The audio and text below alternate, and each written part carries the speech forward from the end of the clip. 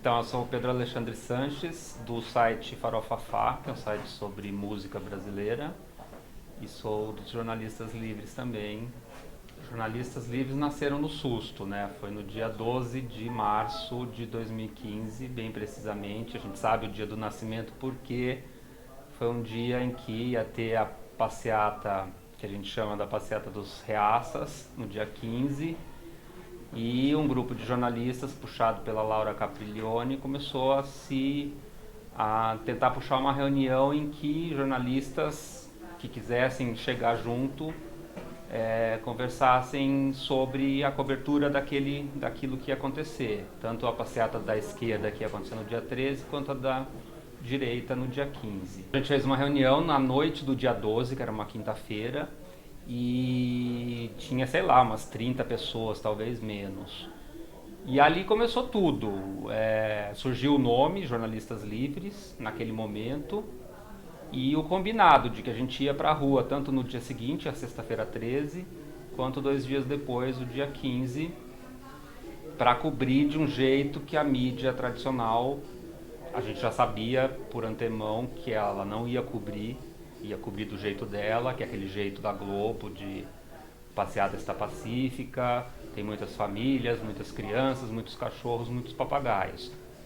Naquele dia a gente começou a entender, a perceber que a Globo só disse isso na história desse país naquele dia, e no dia que teve a segunda passeata de direita, porque em todas as outras passeatas a Globo e toda a mídia que vem atrás da Globo só vê vândalos e gente atrapalhando o trânsito, esse tipo de coisa. Enfim, não era uma coisa que a gente não sabia que ia continuar, acredito eu pelo menos não sabia. Talvez a Laura soubesse, ela é a força motriz dessa história toda, ela que mantém a chama acesa, mas é uma chama que também foi pegando fogo e que foi continuando sozinha. Então, quando viu, fazia 2 semanas que a gente existia e já tinha umas 100 pessoas na reunião, e as reuniões foram continuando, tem dia que tem mais gente, tem dia que tem menos gente, e a gente tem site, a gente tem Facebook, a gente tem campanha de arrecadação, e a gente só não tem o dinheiro ainda, mas ele chegará. A gente está aqui, hoje é uma terça-feira, um dia de reunião, a reunião vai começar daqui a pouco, toda santa terça-feira tem alguém que chora na reunião, por razões as mais variadas também, mas tem sido um processo muito emocionante. Essa arrecadação é o que vai permitir a gente realizar um monte de coisa, um monte de planos, expandir a rede para outros estados, para outras praças, comprar equipamento, fazer um puta site. Hoje, por exemplo, fui falar com o presidente da Câmara Municipal de São Paulo, que se dispôs a colocar no ato, assim, um anúncio na nossa página. O problema é que nós não temos um site, nós temos só uma fanpage. Ele falou assim, o problema da fanpage é que não dá para auditar a audiência dela. E agora a gente vai lançar um vídeo, vamos lançar aquele vídeo lá, pedindo para as pessoas? Vamos, acho que amanhã é um bom dia. Amanhã a gente vai lançar um vídeo pedindo para as pessoas em geral, para toda a nossa rede, R$15 e tal. Aí é de massa. Nós alcançamos, essa semana, hoje, as 50 mil curtidas na nossa página. É uma puta vitória, gente. 50 mil curtidas em 3 meses de existência.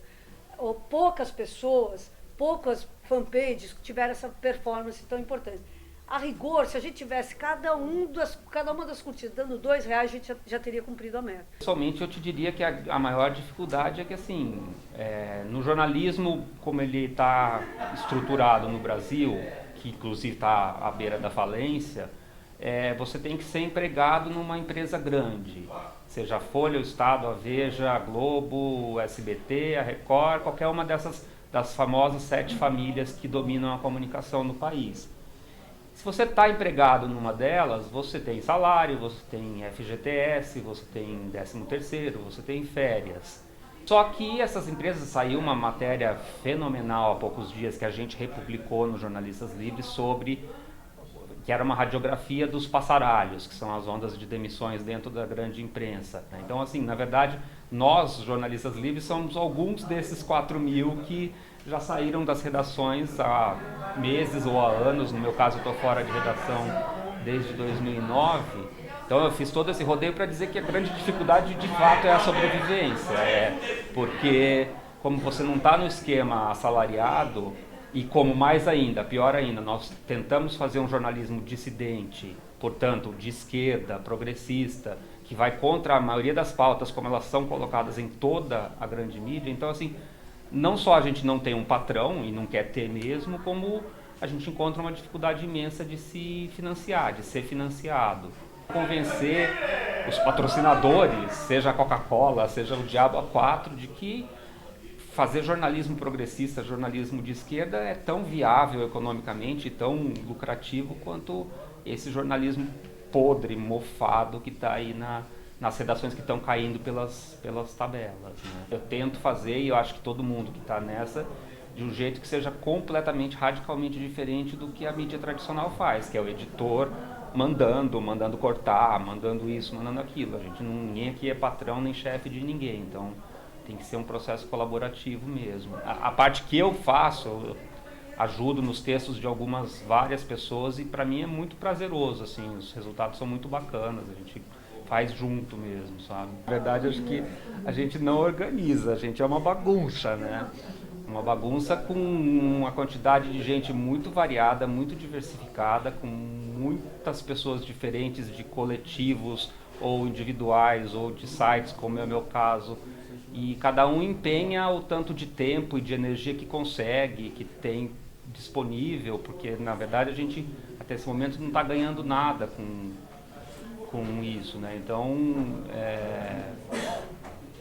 vai muito da possibilidade do empenho de cada um. E aí as coisas são organizadas, a sua pergunta era sobre organização, na medida da maluquice de cada um. Então o legal é que assim, é tanta gente que mesmo que faltem 10 hoje, vai ter 40, sabe? E tá todo mundo o tempo todo fazendo coisas. Então, e a gente tem umas sensações muito loucas, muito felizes, porque você vê que todo lugar que está acontecendo alguma coisa de importante, a gente começa a se falar via internet, via redes, Facebook, essas coisas, e você vê que tem alguém que é jornalista livre que está naquele lugar. Então, a gente acaba tendo um raio de cobertura muito, muito grande, muito maior do que a gente supôs que pudesse ter, porque muita gente se identifica com esse rótulo mesmo, jornalistas livres, né? O que são, quem são, o que podemos vir a ser.